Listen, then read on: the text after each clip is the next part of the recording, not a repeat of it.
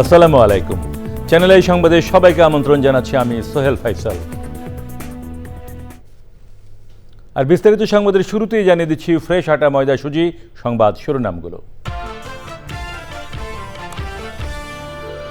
আইন শৃঙ্খলার উন্নয়ন, দুর্নীতি নিয়ন্ত্রণ সরকারের অগ্রাধিকার। জাতির উদ্দেশ্যে ভাষণে প্রধানমন্ত্রী তারেক রহমান। দ্রব্যমূল্যের ব্যাপারে ব্যবসায়ীদের প্রতি হুঁশিয়ারি। প্রধানমন্ত্রী তারেক রহমানের সভাপতিত্বে মন্ত্রিসভার প্রথম বৈঠক। দেশের উন্নয়নে 180 দিনের পথনকশা শিগগিরই।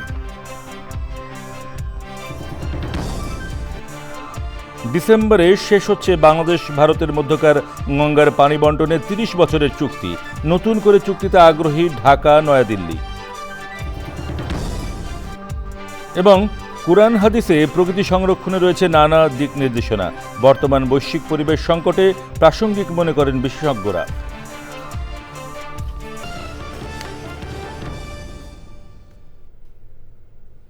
প্রিয় দর্শক, সংবাদ শিরোনামগুলো জানাচ্ছিলাম।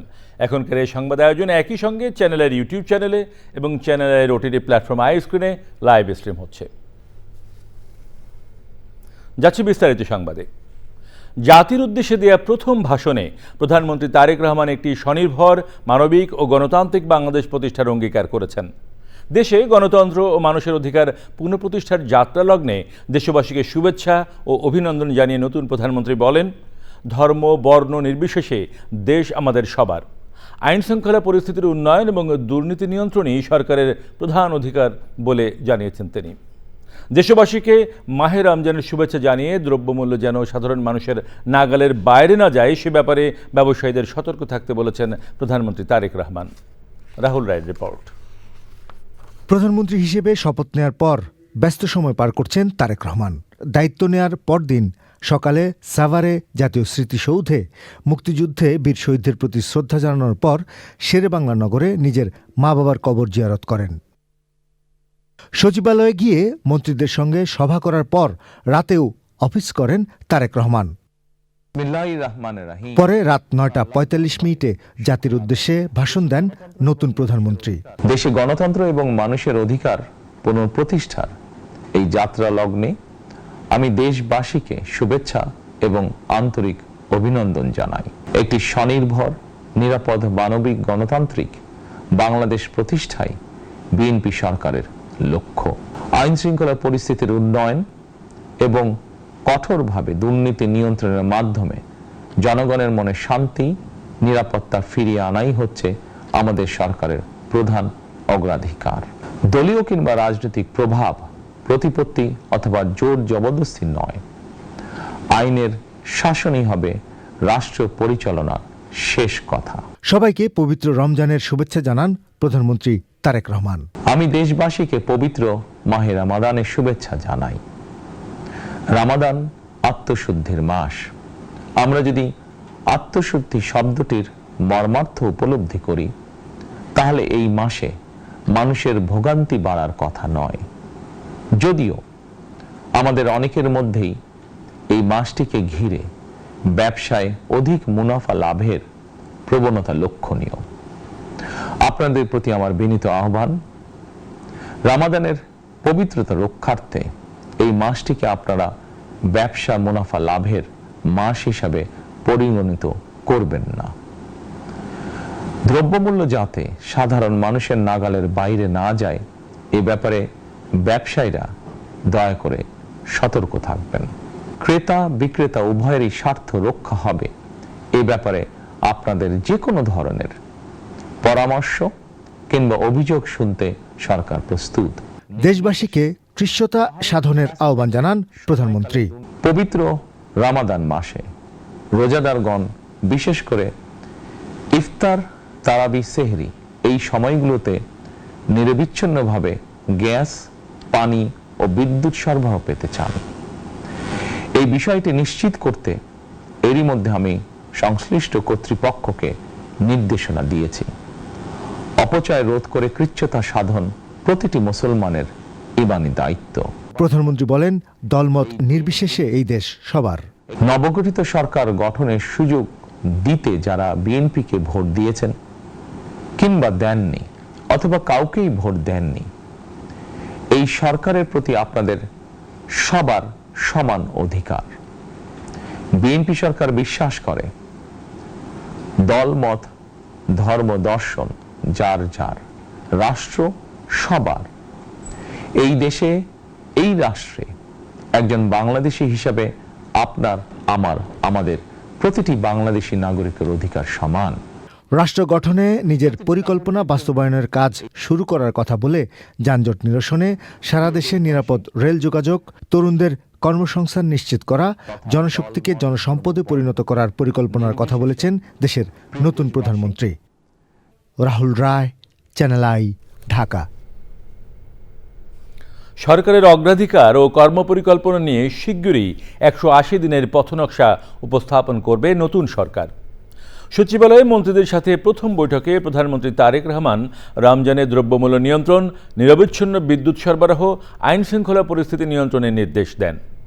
বৈঠক শেষে মন্ত্রীরা জানান, কোনো ব্যক্তি বা গোষ্ঠী যাতে সরকারের ভাবমূর্তি ক্ষুণ্ণ করতে না পারে সে বিষয়ে সবাইকে সজাগ থাকার নির্দেশ দেওয়া হয়েছে। দুর্নীতিমুক্ত থাকারও নির্দেশনা দিয়েছেন প্রধানমন্ত্রী। বিস্তারিত জানাচ্ছেন রফিকুল বাশার। শপথ নেওয়ার পরদিনই কর্মব্যস্ত দিন পার করলেন প্রধানমন্ত্রী তারেক রহমান। জনগণের প্রত্যাশা পূরণে অপ্রয়োজনীয় সময়ক্ষেপণ না করে দ্রুত কাজ শুরু করাই এখন সরকারের প্রধান লক্ষ্য বলে তিনি মন্ত্রী এবং সচিবদের জানান। যে নির্বাচনী ইস্তেহার শুনে জনগণ ভোট দিয়েছে তা বাস্তবায়নে দ্রুত পদক্ষেপ নেওয়ার নির্দেশ দেন প্রধানমন্ত্রী। পবিত্র রমজানে নিত্যপণ্যের সরবরাহ নিশ্চিত করে বাজার নিয়ন্ত্রণ, ইফতার, তারাবি ও সেহরিতে নিরবচ্ছিন্ন বিদ্যুৎ সরবরাহ, আইন শৃঙ্খলা পরিস্থিতি নিয়ন্ত্রণ এবং জনস্বাস্থ্য সুরক্ষাকে সর্বোচ্চ অগ্রাধিকারের নির্দেশ দিয়েছেন প্রধানমন্ত্রী।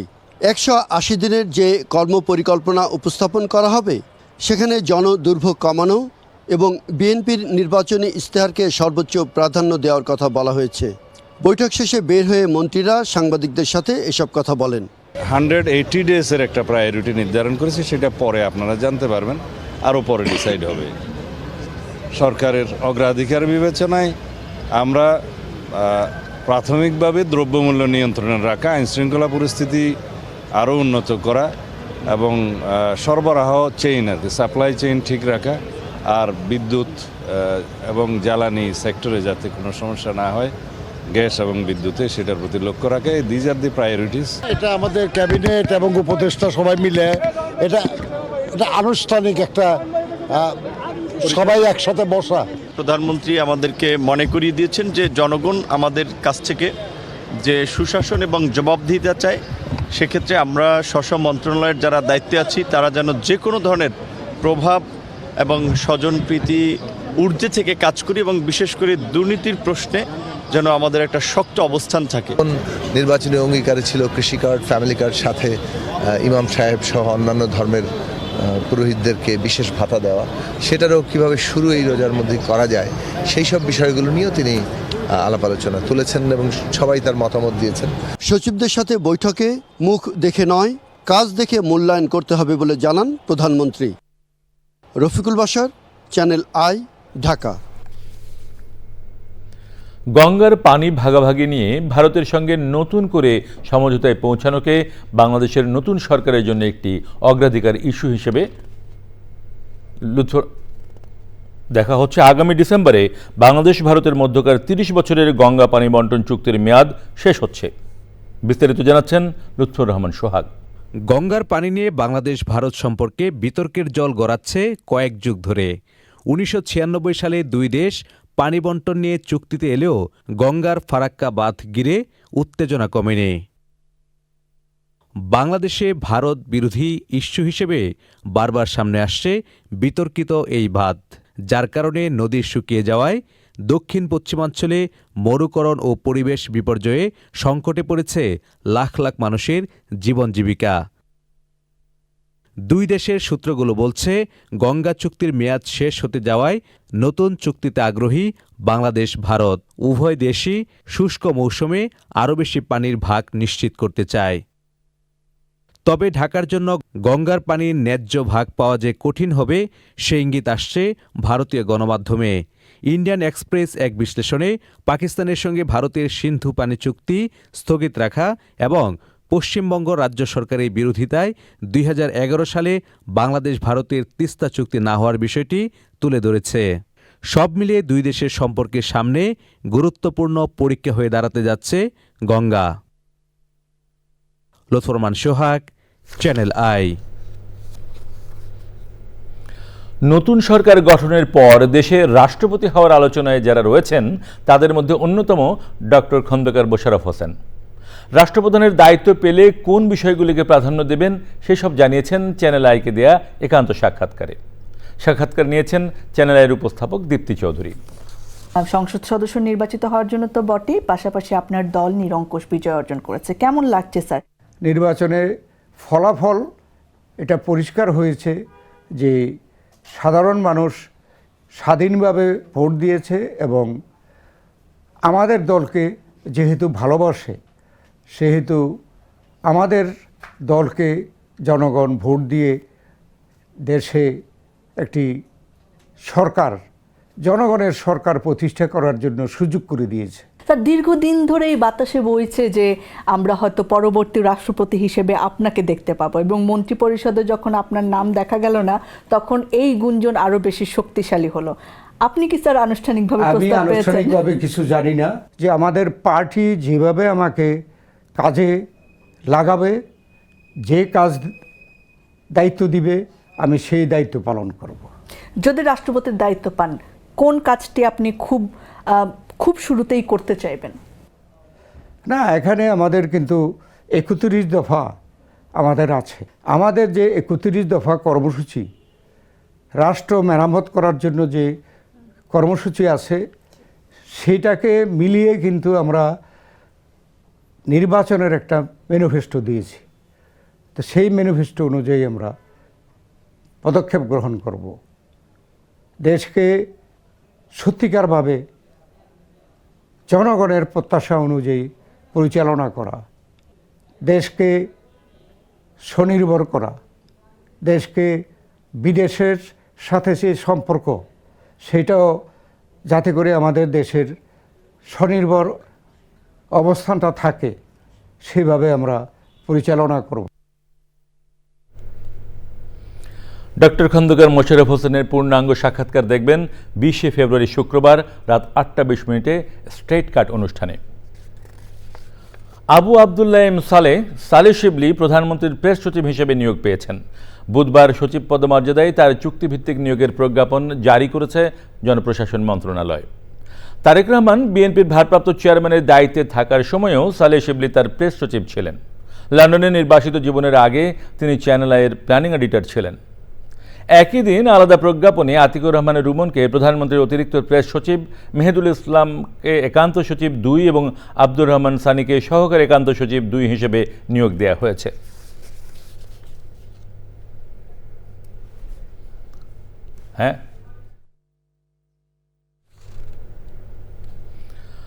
রোজা রাখার পাশাপাশি প্রিয়জনদের সঙ্গে দারুণ সময় কাটানোর উপলক্ষ এনে দিচ্ছে সেহরি।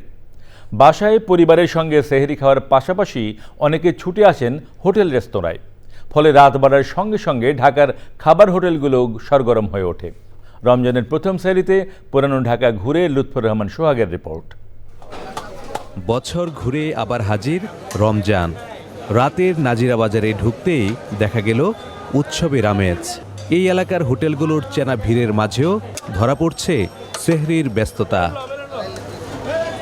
পরিবারের সদস্য কিংবা বন্ধুদের নিয়ে সেহরি খেতে দল বেঁধে আসেন অনেকে। তাদের সামলাতে শেষ রাতে ব্যস্ত থাকতে হচ্ছে হোটেল কর্মীদের। যুক্তরাষ্ট্র প্রবাসী এই তরুণরা ঢাকায় এসে সেহরিতে দেশি খাবারের স্বাদ নিতে আসেন নাজিরা বাজারে। জানালেন রোজার প্রথম সেহরি দারুণ সময় কাটানোর উপলক্ষ এনে দিয়েছে। ওইখানে আসলে বাঙালি কালচারটা তো ওইভাবে মানে নেই বললেই চলে। তো প্রথম রোজাটা একটু স্মরণীয় করার জন্য সবাই, ফ্যামিলির সবাই আমরা যারাই আসছি একসাথে সেহরিটা এনজয় করার জন্য এখানে আসা। খাবারের যে স্বাদটা ওইটা আসলে এখানের স্বাদটা আর ওইখানের স্বাদ টোটালি ডিফারেন্ট, আকাশ পাতাল তফাৎ আর কি। সো মানে ফুড টেস্ট ইজ ডিফারেন্ট। কেবল পুরান ঢাকাবাসী নয়, ঢাকার বিভিন্ন প্রান্ত থেকেই এই এলাকায় সেহরি সারতে আসেন নানা বয়সী মানুষ।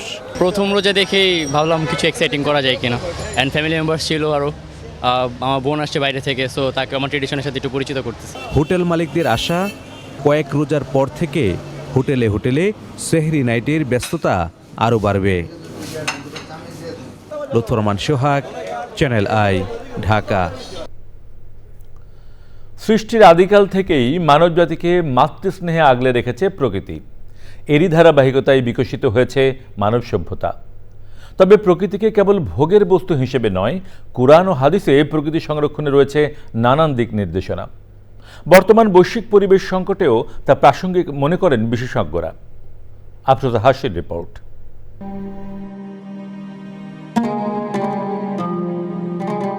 মানব জীবনের মৌলিক ভিত্তি প্রকৃতি। পানি, বায়ু, মাটি, বন, নদী, পাহাড় ও জীববৈচিত্র্য এসব মিলেই টিকে আছে পৃথিবীর জীবন ব্যবস্থা। আকাশমণ্ডলী ও পৃথিবীর সৃষ্টি এবং দিন ও রাতের পরিবর্তনকে বোধসম্পন্নদের জন্য নিদর্শন হিসেবে আখ্যায়িত করেছে পবিত্র কোরআন। আর বৃক্ষরোপণকে সদকায়ে জারিয়া হিসেবে উল্লেখ করা হয়েছে হাদিসে। এসবের মাধ্যমে মূলত দেওয়া হয়েছে প্রকৃতির সংরক্ষণের বার্তা। ইসলামের মতে মানুষ প্রকৃতির মালিক নয়, বরং আমানতদার। এই আমানতের অপব্যবহার তথা বন উজাড়, নদী দূষণ, পাহাড় ধ্বংস বা বন্যপ্রাণী নিধন সবই ইসলামী নীতির পরিপন্থী। অপচয়কে কঠোরভাবে নিরুৎসাহিত করেছে ইসলাম, যা শুধু খাদ্যের ক্ষেত্রে নয়, বরং পানি, জ্বালানি ও প্রাকৃতিক সম্পদের ক্ষেত্রেও প্রযোজ্য। সূরা আর-রুমে সতর্ক করে বলা হয়েছে, মানুষের কাজের কারণে স্থল ও জলভাগে বিপর্যয় ছড়িয়ে পড়েছে। বর্তমান শিল্পদূষণ, প্লাস্টিক বর্জ্য, বন উজাড় ও কার্বন নিঃসরণের কারণে প্রকৃতি ও জলবায়ু যে সংকটে পড়েছে, এই আয়াত তারই বাস্তব প্রতিফলন। বিশেষজ্ঞরা বলছেন, ইসলাম ধর্মে প্রকৃতি সংরক্ষণ গৌণ বিষয় নয়, বরং এটি ঈমান, নৈতিকতা ও মানবিক দায়িত্বের সঙ্গে ওতপ্রোতভাবে জড়িত।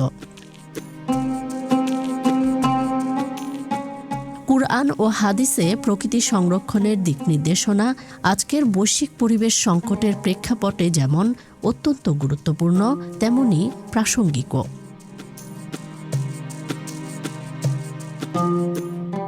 আফরোজা হাসি, চ্যানেল আই। ইসলাম ধর্মে প্রকৃতি সংরক্ষণ নিয়ে বিশেষ আয়োজন দেখবেন রাত 10:15 প্রকৃতি ও জীবন অনুষ্ঠানে। আজ থেকে শুরু হলো পবিত্র রমজান মাস।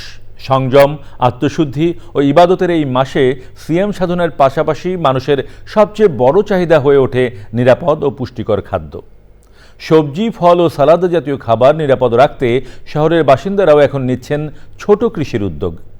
চট্টগ্রামের পাহাড়তলের এমনি এক ছাদ কৃষির বিস্তারিত জানাচ্ছেন শাইখ সিরাজ।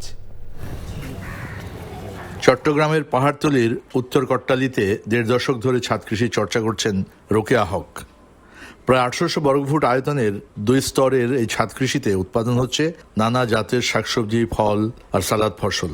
পবিত্র রমজানকে সামনে রেখে স্বাস্থ্যসম্মত খাদ্যের চাহিদা মেটাতে করা হয়েছে এই আয়োজন। আমাদের আসলে এবার ভাগ্যটা খুব ভালো, সুপ্রসন্ন বলা যায়। অনেক শীতকালীন ভেজিটেবল থাকতে থাকতে রমজানটা শুরু হয়েছে, যার জন্য আমরা হাতের কাছে বিশেষ করে আমরা আগে রেখে দিতাম প্রিজার্ভ করে, একটু সিদ্ধ করে, হাফ সিদ্ধ করে রেখে দিতাম ফুলকপিটা, সেটার দরকার হয় এখন এটার দরকার। পেশায় রন্ধনশিল্পী রোকেয়া হক প্রতিদিনের রান্নায় দরকারি তাজা উপকরণ সংগ্রহ করেন এখান থেকেই। সারাদিন রোজার পর যে কাজটা বেশি বেশি দরকার, যেটা হচ্ছে আমরা যদিও সাথে সাথে আমাদের কিন্তু ভাজাতে চলে যাই।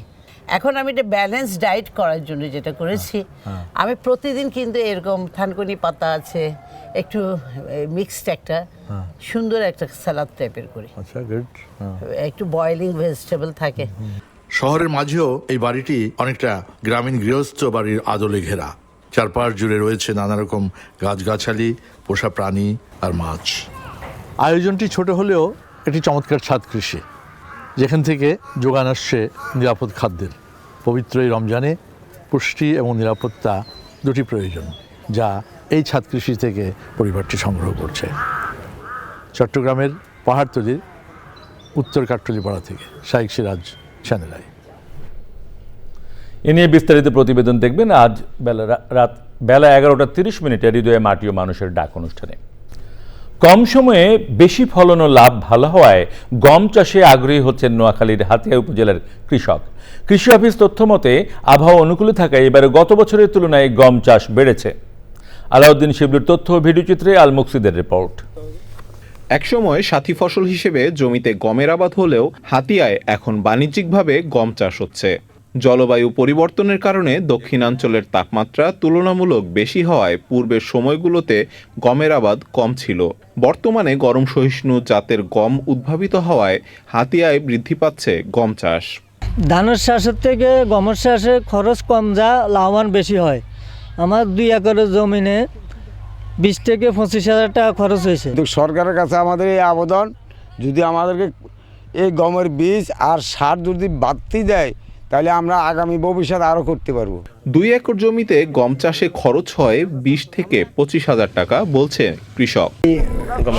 গমের চাষের লাই বলি ডেপ সার দিছে, লাল সার দিছে, সাদা সার দিছে, বোরন দিছে, জিঙ্ক দিছে। আমরা ইনশাল্লাহ এটা দিলে আরো সামনের দিকে যেন আঙরে সার টার এগুলো বাড়াই দিতে পারে, তাহলে আঙুর ফসলটা আরো ভালো হবে। এই শ্বাসে নিম্নস্তর 3 বার পানি দেওয়া লাগে। আমরা সরকারের কাছে একটা আবেদন, এখানে হয়তো নলকূপের ব্যবস্থা। আবহাওয়া অনুকূলে থাকায় এবার গমের উৎপাদন লক্ষ্যমাত্রা ছাড়িয়ে যাওয়ার সম্ভাবনা রয়েছে বলছে কৃষি বিভাগ। তা আমাদের একটা হিট টলারেন্ট একটা ভ্যারাইটি আছে বাড়ি গম 33, এটা আমরা বিভিন্ন প্রকল্পের মাধ্যমে কৃষকদেরকে দিচ্ছি। কৃষক এটা গ্রহণ করতেছেন, আশা করি এবছর আমাদের ভালো ফলন হবে। এবছর হাতিয়ায় 100 হেক্টর জমিতে গমের আবাদ হয়েছে, যা গত বছর থেকে 20 হেক্টর বেশি বলছে কৃষি সংশ্লিষ্টরা। আল মুকসিদ, চ্যানেল আই। এবারে প্রকৃতি সংবাদ।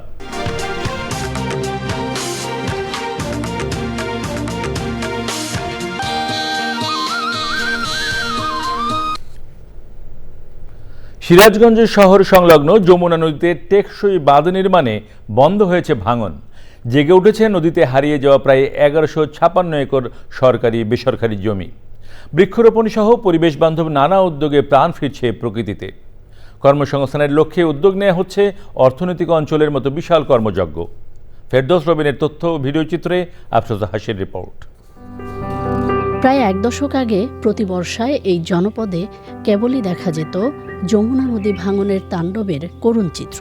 টেকসই বাঁধ নির্মাণের পর থেকে পাল্টে গেছে দৃশ্যপট, থেমেছে ভাঙন, জেগে উঠছে জমি। যে সর্বহারা গেছিলাম, এখন বাথর দেওয়ার কারণে আমরা এই জায়গায় মানুষের জায়গায় এসব আশ্রয় নিছি। আর এখন আবার বাঁধও না, সেই বাঁধও নাই, এখন ছবির কাছে। জীবিকার টানে ছুটে চলার ক্লান্তি দূর করতে অনেকেই ছুটে যাচ্ছেন নদী তীরে। আমাদের চরগুলো জায়গায় গেছে, আমাদের নিজস্ব সম্পত্তি আছে, আমরা এখানে স্থায়ীভাবে কিছু করার চিন্তা ভাবনা করতেছি। চলাফেরা আমাদের আতঙ্ক নাই তো। নদীভিত্তিক পর্যটন সহ অর্থনৈতিক অঞ্চল গড়ে ওঠার সম্ভাবনাও তৈরি হয়েছে এসব বাঁধ ঘিরে। এখানে বেসিক শিল্পনগরী গড়ে উঠেছে, ইকোনমিক জোন গড়ে উঠেছে। এখন পাশাপাশি যে জায়গাটা আছে এখানে একটা ইপিজেড যদি করা যায়। জেলা প্রশাসন ইতিমধ্যেই সিদ্ধান্ত নিয়েছে ওই এলাকায় অর্থনৈতিক একটি জোন করার জন্য। সেখানে যদি মিল, কলকারখানা অথবা পর্যটন এরিয়া পর্যটন করা যায়, তাহলে হাজার হাজার মানুষের, লক্ষ লক্ষ মানুষের কর্মসংস্থানের ব্যবস্থা হবে। ডেভেলপমেন্টসে প্রকৃতি রক্ষাটা আমাদের কাছে জরুরি মনে হয়েছিল, সেই করছি। পাশাপাশি এখন প্রকৃতি ডেভেলপ হচ্ছে। স্থায়ী রক্ষাবাঁধের হাত ধরে বদলে যাবে এই জনপদের জীবন জীবিকা, প্রত্যাশা স্থানীয়দের। আফরোজা হাসি, প্রকৃতি ও জীবন ডেস্ক, চ্যানেল আই। এর সাথে শেষ করছি এখনকার সংবাদ। সবশেষে ফ্রেশ আটা ময়দা সুজি সংবাদ শিরোনামগুলো জানিয়ে দিচ্ছি আরও একবার। আইন শৃঙ্খলার উন্নয়ন, দুর্নীতি নিয়ন্ত্রণ সরকারের অগ্রাধিকার। জাতির উদ্দেশ্যে ভাষণে প্রধানমন্ত্রী তারেক রহমান। দ্রব্যমূল্যের ব্যাপারে ব্যবসায়ীদের প্রতি হুঁশিয়ারি। প্রধানমন্ত্রী তারেক রহমানের সভাপতিত্বে মন্ত্রিসভার প্রথম বৈঠক। দেশের উন্নয়নে 180 দিনের পথনকশা শিগগিরই। ডিসেম্বরে শেষ হচ্ছে বাংলাদেশ ভারতের মধ্যকার গঙ্গার পানি বন্টনে ৩০ বছরের চুক্তি, নতুন করে চুক্তিতে আগ্রহী ঢাকা, নয়াদিল্লি। এবং কুরআন হাদিসে প্রকৃতি সংরক্ষণে রয়েছে নানা দিক নির্দেশনা, বর্তমান বৈশ্বিক পরিবেশ সংকটে প্রাসঙ্গিক মনে করেন বিশেষজ্ঞরা।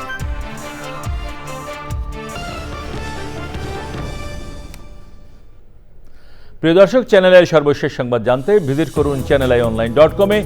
যুক্ত থাকুন আমাদের সোশ্যাল মিডিয়া প্ল্যাটফর্মগুলোর সাথে। আমাদের পরের সংবাদ দেখার আমন্ত্রণ রইল। সবাইকে ধন্যবাদ।